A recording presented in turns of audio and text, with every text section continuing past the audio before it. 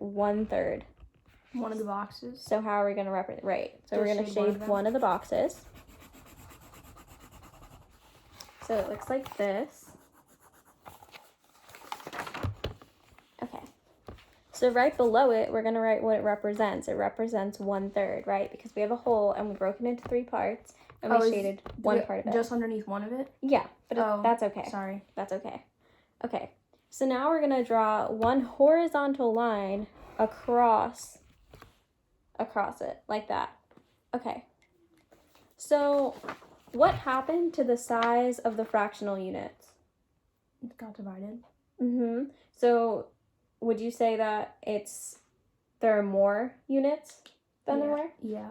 And what does it represent?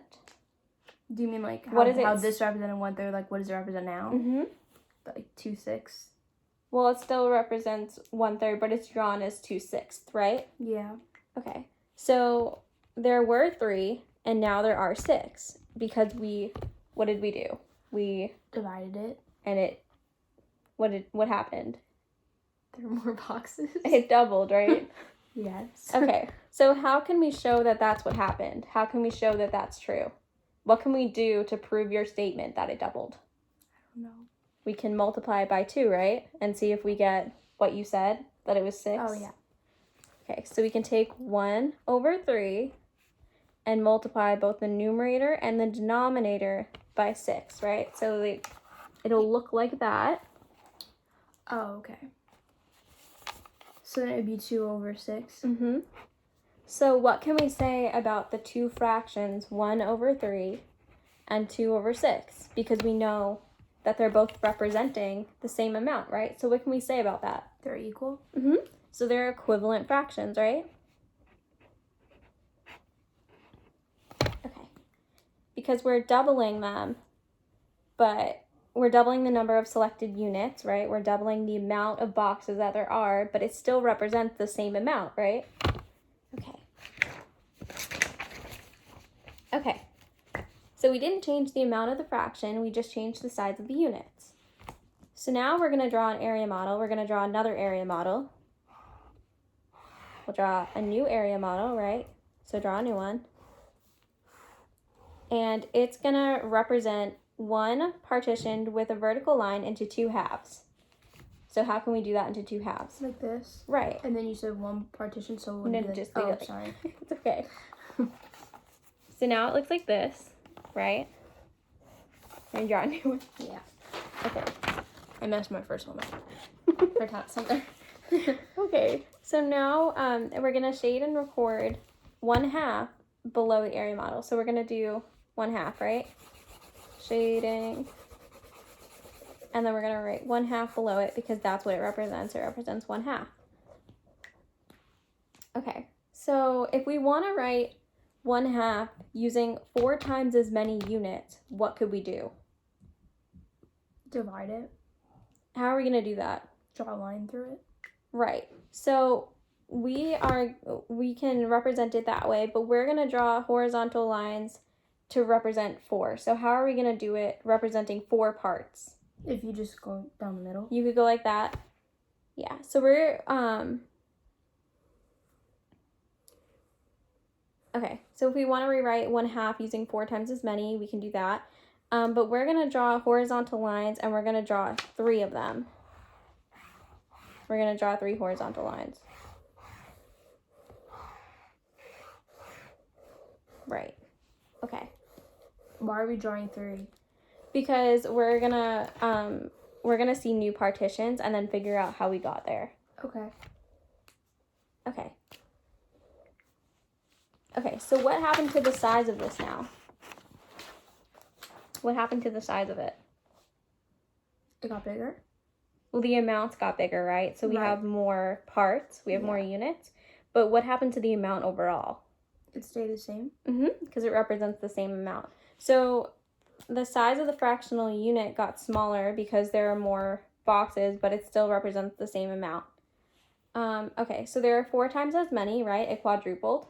Right. Because there are 4. So how can we prove that? How can we show? You could multiply something. Well, what does a new fraction represent now? 4/8. Right. And how could we show how we got there? Times 4.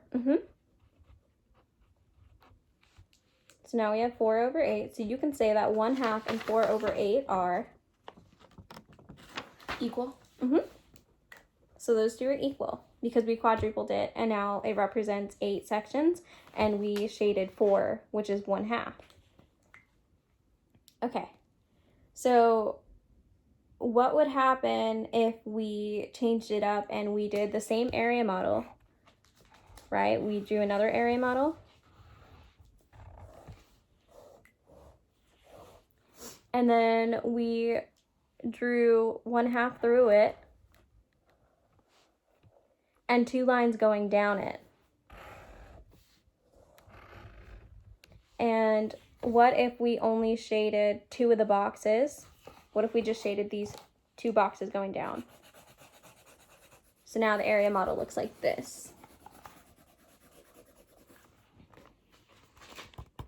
It would be 2 out of 6. Right. But what does it represent before we drew these? Before we drew the line? It was... Right? Because we had this box, and then before we drew lines, it was 1 over 3, right? Because it was one section. Yeah. I get it. So we have 1/3, and then we had 2 over 6, right? Because we drew that other line.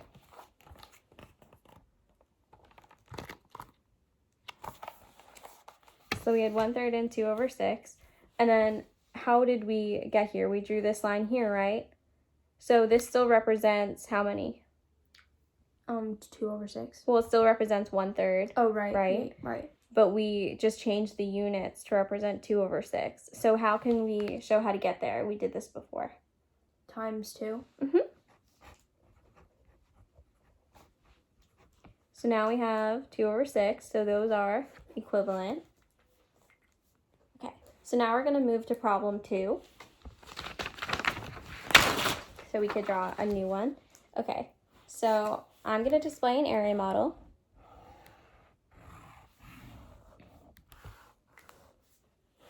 Okay. So I'm going to make it look like this. It's going to be representing 1/4. So I'm going to draw an area model that represents a whole partitioned into 4 parts. And then to represent 1/4, I'm going to shade 1. So for this problem, you would work with a partner, but because of social distancing and it's just me and you, we can't do that. But you can just tell me, how would we determine an equivalent fraction to 1/4? What could we do? Oh, I wrote the wrong thing. Hold on. Sorry. It's okay. What was the question? I'm sorry. So we've been talking about equivalent fractions. So what can we do to figure out an equivalent fraction to 1/4? Divide it? We could divide it. So what would that look like? If we drew like a horizontal line, it would be 2 over 8. 8. And then we can multiply. So she said that we would draw a horizontal line, and that would represent what? 2 over 8. It would represent 2 over 8 because now there are how many parts? There are how many units? 8. 8 units, and we still shaded in 2. Right. But then we can multiply it by 2. Right. So multiply 1/4 by 2. So you multiply the 1 and the 4 by 2. And you get 2 over 8. So that proves that 1/4 and 2 over 8 are equal. Because they represent the same amount. So the units got smaller, but it's still representing 1/4. Okay. So let's move on to problem. So we'll record that. We recorded that. And then what is the relationship between the denominators 4 and 8? What happened? What do you mean? Like, so we had 4 and we had 8. How did we get there? Multiplied it by 2. And we got to the